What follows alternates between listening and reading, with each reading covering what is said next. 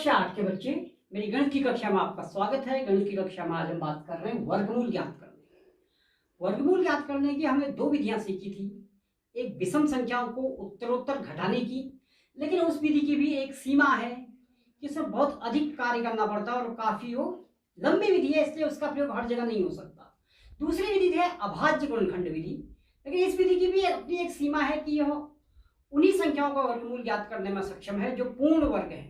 यदि ऐसी संख्याओं का हमको वर्गमूल ज्ञात करना हो जो पूर्ण वर्ग नहीं है, या हम कह सकते हैं कि जिनका उत्तर दशमलव में आएगा, तो वहां अभाज्य गुणनखंड विधि कार्य नहीं करती है। तो वहां हमारे पास एक विधि होती है भाग विधि। आज हम बात करेंगे भाग विधि से वर्गमूल किस प्रकार ज्ञात किए जाते हैं। इसमें हमने एक उदाहरण दिया है, वो है 729। यानी हमें 729 का वर्गमूल निकालना है और हम करेंगे भाग विधि का प्रयोग। यदि हम देखें 729 में 3 अंकों की यह एक संख्या है। इसमें यदि हम दाएं से बाईं ओर को आए और इनके जोड़े बनाएं तो 29 का एक जोड़ा बन जाएगा, लेकिन 7 का जोड़े के लिए कुछ नहीं है, तो 7 की हम गणना अलग से करेंगे। तो इसका यदि हम वर्गमूल निकालने गए तो पहली संख्या हमारे पास है 7। हमें वह संख्या ढूंढनी है जिसका वर्ग 7 हो या 7 से कम हो। यदि प्रत्येक संख्या का वर्ग देखें, 2 का वर्ग 4 होता है, लेकिन 3 का वर्ग 9 होता है।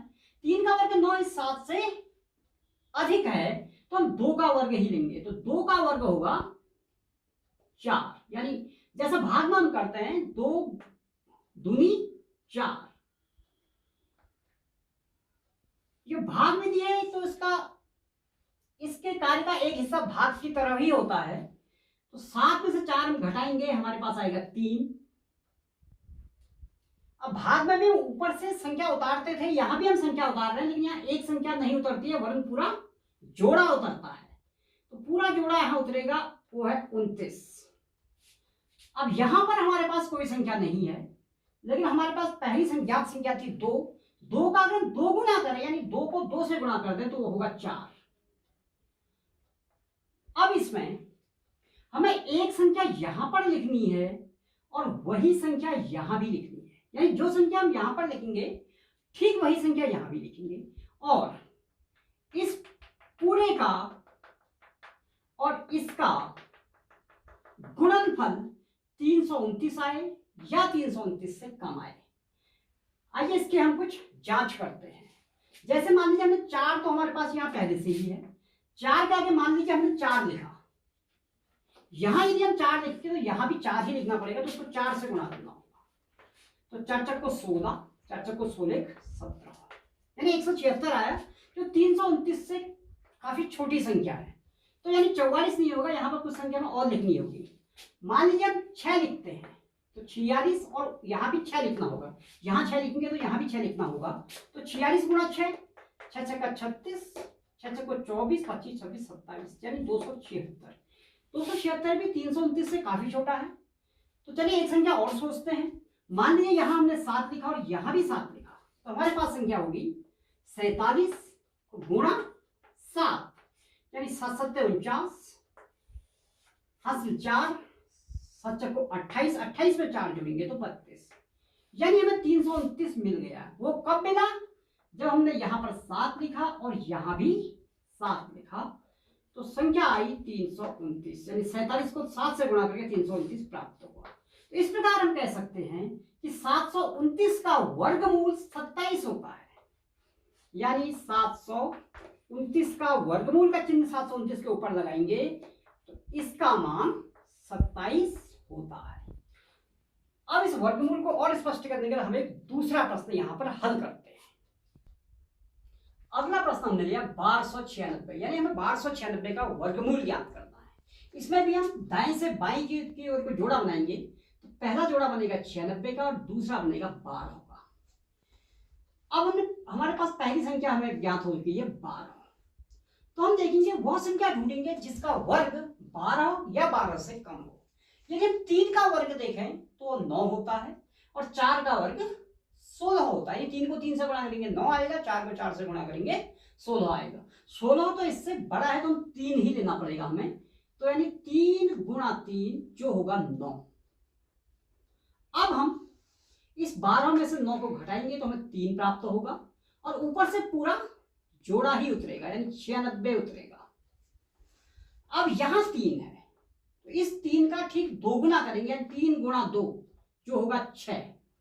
अब यहां पर ये संख्या लिखनी है और वही संख्या यहां भी लिखनी है, और इस संख्या का और इस संख्या का गुणनफल 396 या उससे कम आएगा। तो बच्चे इसमें एक जांच कर सकते हैं, या आसानी से करने के लिए हम देख रहे हैं इसकी अंतिम संख्या 16 है, यानी अंतिम संख्या 6 है, यानी इसके इकाई का अंक 6 है। किसके वर्ग में इकाई का अंक 6 होता है? एक तो 4 के वर्ग में होता है, 4 चक्को 16, और दूसरा 6 के वर्ग में होता है, 6 छक्का 36। तो इसकी संभावना बनती है कि या तो यहाँ पर 4 आएगा या यहाँ पर 6 आएगा, और इस संख्या को देख के हमें पता चलता है। पहले हम 4 से इसकी जांच करते हैं। यदि हमने इसमें यहाँ पर 4 लिखा तो एक 64 बन जाएगा, और इसको हम 4 से ही गुणा करेंगे। 4 चक्को 16, 4 छक्का 24, एक हासिल 25, 256, जो 396 से काफी छोटा है। अब हम 6 लिख के जांच करते हैं। 6 लिखा तो ये 66 बन जाएगा, और इसको 6 से हम गुणा करेंगे। 6 छक्का 36 हासिल 3, 6 छक्का 36, 37, 38, 39, 396 हमें प्राप्त हुआ जब हमने यहाँ 6 लिखा। तो यहाँ भी 6 लिख देंगे और यहाँ भी 6 लिखेंगे तो हमें 396 प्राप्त होगा।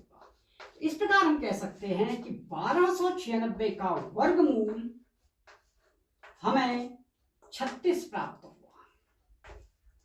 अब हम वर्गमूल को और अधिक स्पष्ट करने के लिए एक प्रश्न और लेते हैं।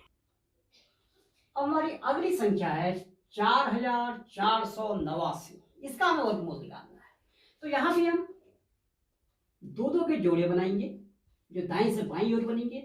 तो पहली संख्या हमें प्राप्त हुई जोड़े में, वो है 44। अब वह संख्या ढूंढनी है जिसका वर्ग या तो 44 हो या 44 से कम हो।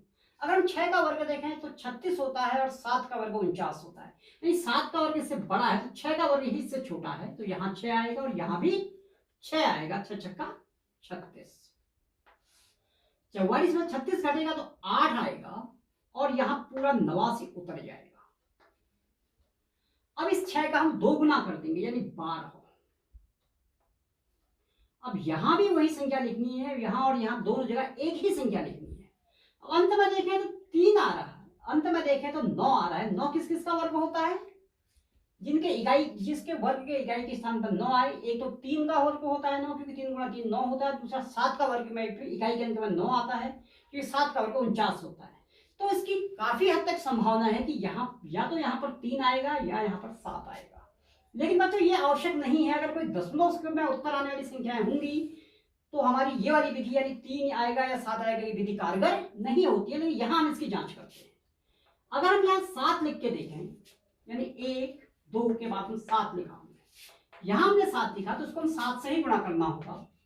तो हम कहेंगे 7 7 49, हाथ से 4, 7 दूनी 14 हो, 4 18 हो, और 7 एकम 7, एक हाथ से जोड़ा तो 8। हमें 889 प्राप्त हो गया है यहाँ 7 लिखने से।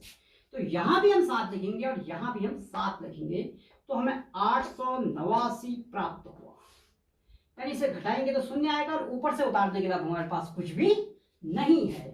तो हम कह सकते हैं कि 4489 का वर्गमूल 67 होगा। तो इस प्रकार हमने आज के दिन भाग विधि से 3 संख्याओं के वर्गमूल याद करे, और शायद तुम लोग इसे सीख भी गए होंगे, और इसके वीडियो देखते हुए इनका अभ्यास स्वयं अपने घर में भी करेंगे। और मेरा आज का वीडियो देखने के लिए बहुत बहुत धन्यवाद।